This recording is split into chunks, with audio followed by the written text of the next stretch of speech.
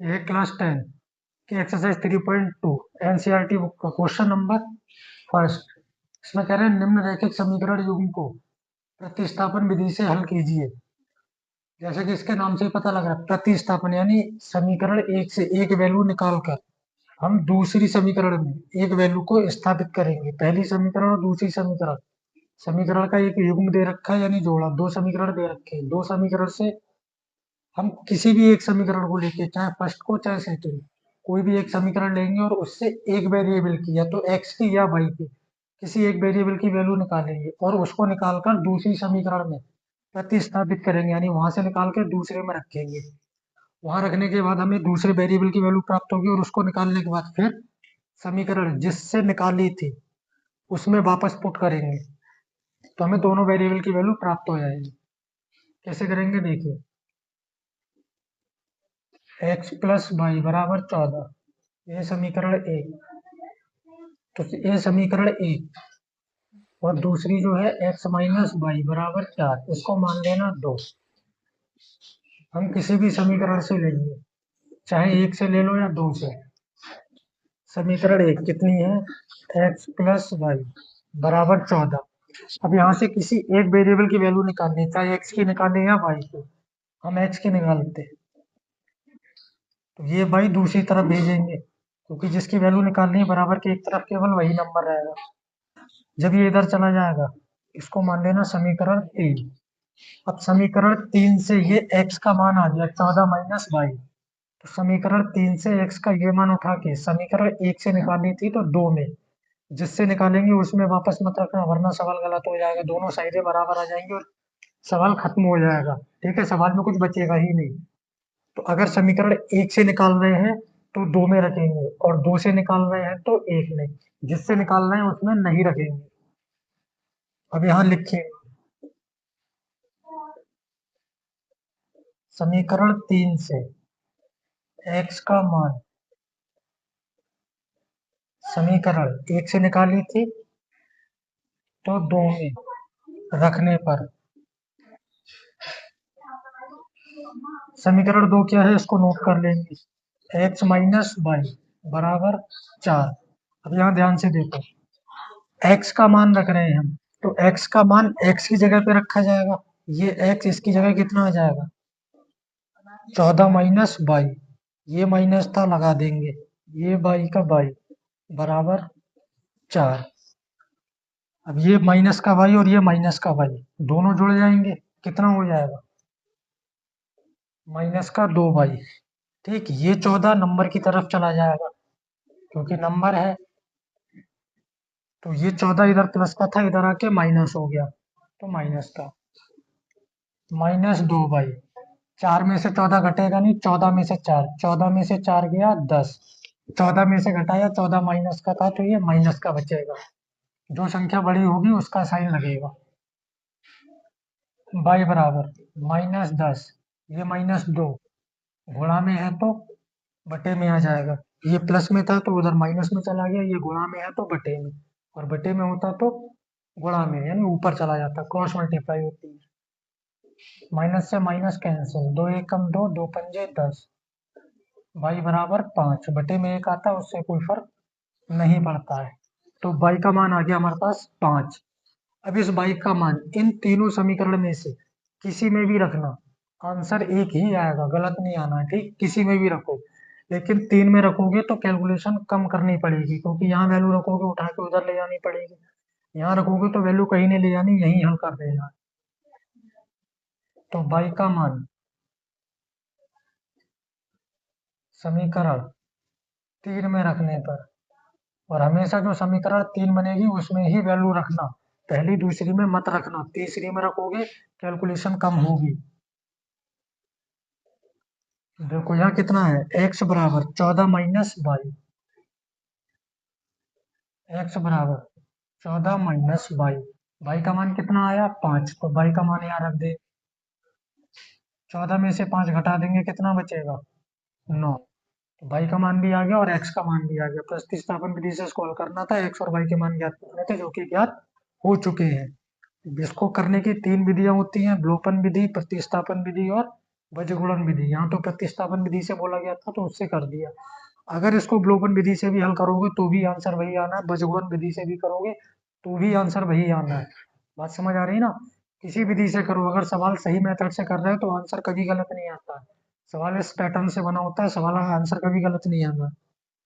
Note करो इसको, फिर आगे देखते हैं। चलिए, यह गया हमारे पास क्वेश्चन नंबर फर्स्ट का सेकंड पार्ट। फर्स्ट हो गया था, अब सेकंड देखो। सेकंड पार्ट में क्या कह रहे हैं कि ये जो दे रखा है s माइनस टी, इसको इक्वेशन 1 मानना, और ये जो है s upon 3 plus T upon 2 equal to 6, इसको इक्वेशन 2। लेकिन इसको पहले थोड़ा सा सॉल्व कर लेना। अगर जब भी नंबर इस तरह का आएगा तो इसको पहले सॉल्व करके रैखिक समीकरण बना लेना। ये रैखिक समीकरण नहीं है, रैखिक समीकरण आएगी इस तरह से। तो इस तरह के सवालों को कैसे करते हैं? एलसीएम लेके, पीछे कराया जा चुका है, अब जाकर देखना वहां पे। ठीक, 3 और 2 का एलसीएम लेंगे तो कितना आएगा? जो भी नंबर नीचे होंगे उनको उस तरह से लिखना, कैंसिल करना, 3 बन जाए 3, 3 की टेबल में 2 नहीं आना है, ऐसे ही।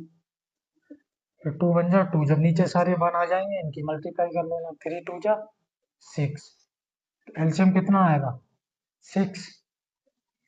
अब देखो ध्यान से, 3 का टेबल पढ़ना है 6 में, हिंदी में ही पढ़ो। 3 दूनी 6, कितनी बार में आया?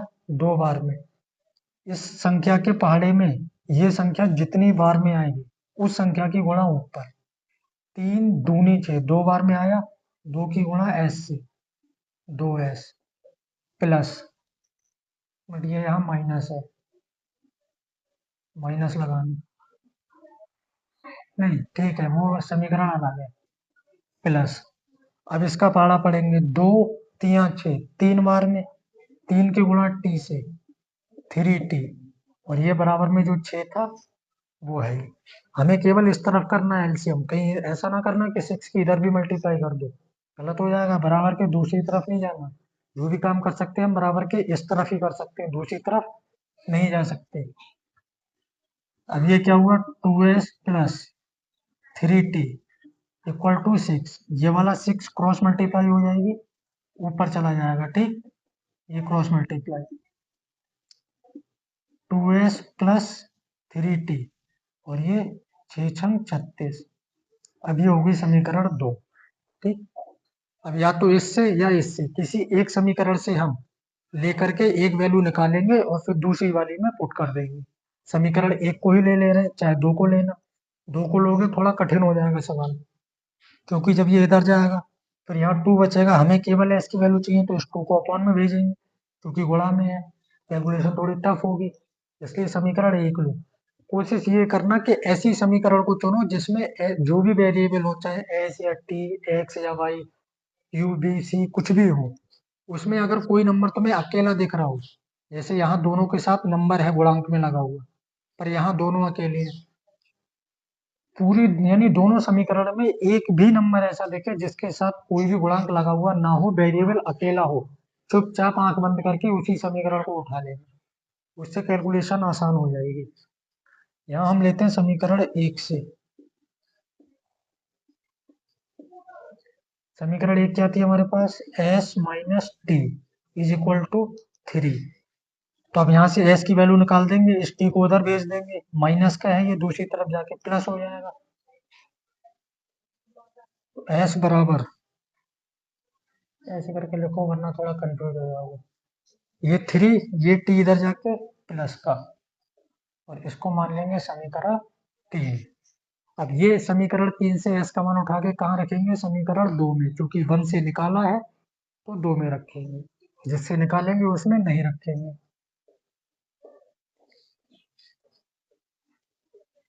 समीकरण 3 से s का मान समीकरण 2 में रखने पर,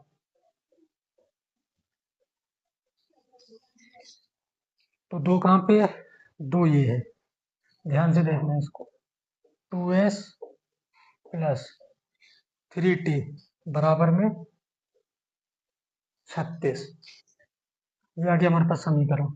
इसमें वैल्यू किसकी रखनी है? s की, तो ये 2s ही s, इसकी जगह पे ये मान रखना, 3 प्लस टी, तो इसको क्या करेंगे, ब्रैकेट में बंद कर देंगे, क्योंकि एस के बाहर 2 है तो इस पूरे नंबर के बाहर 2 होगा, क्योंकि एस की तो वैल्यू है।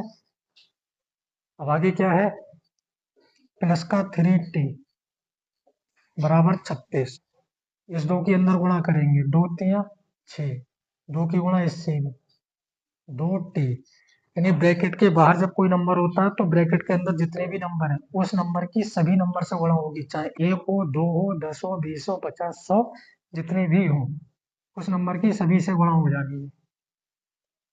तो इतना हल हो गया, 2 तिया 6 और 2 की गुणा टी से 2t प्लस 3t 36। अब ये 6, ये 2t, ये 3t, तो ये दोनों जुड़ जाएंगे, 3 और 2 5t 36। ये संख्या थी, ये भी संख्या, संख्या को संख्या की तरह, ये बराबर के इधर है, अब बराबर के इधर लिखेंगे, तो ये 6 प्लस का इधर आके माइनस 5t 36 माइनस 6, 36 में से 6 घट जाएगा, कितना बचेगा 30। अब ये 5 गुणा में है तो कहाँ चला जाएगा, बटे में, 30/5, 5 से ये कट जाएगा 6 बार में, t बराबर 6, टी का मान आ गया। अब इस टी का मान उठा के समीकरण 1, 2 या 3 किसी में रखो, पर बता रखा है किसमें रखना आसान है, 3 में। टी का मान समीकरण 3 में रखने पर, तो जब भी 3 में रखेंगे तो 3 समीकरण क्या है, एस बराबर 3 प्लस टी, ठीक, देखो सर, एस बराबर 3 प्लस, अब टी, टी का मान कितना है 6, तो टी की जगह पे कितना आ जाएगा 6, 3 और 6 9, एस का मान हो गया 9, ठीक। तो इसमें टी और एस दो वेरिएबल थे, दोनों के मान हम निकाल चुके हैं, नोट करो इसको।